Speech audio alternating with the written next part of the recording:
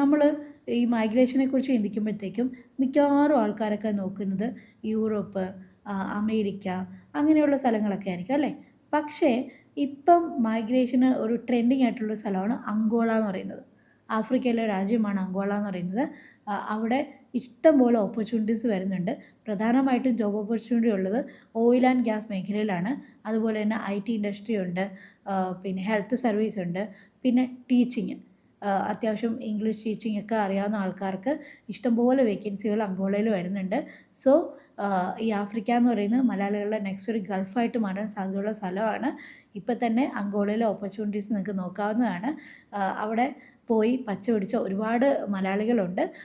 അങ്ങനെ ഏതെങ്കിലും മലയാളികളെയൊക്കെ നിങ്ങൾക്ക് കണക്ട് ചെയ്യാൻ പറ്റുവാണെങ്കിൽ തീർച്ചയായിട്ടും കണക്ട് ചെയ്തിട്ട് അവരോട് അഭിപ്രായം കൂടി ചോദിച്ചിട്ട് വേണം മൈഗ്രേറ്റ് ചെയ്യാൻ വേണ്ടിയിട്ട്. സോ അങ്കോള എന്ന് പറയുന്നത് വൺ ഓഫ് ദി ടോപ്പ് ഡെസ്റ്റിനേഷനായിട്ട് മാറിക്കൊണ്ടിരിക്കുകയാണ്.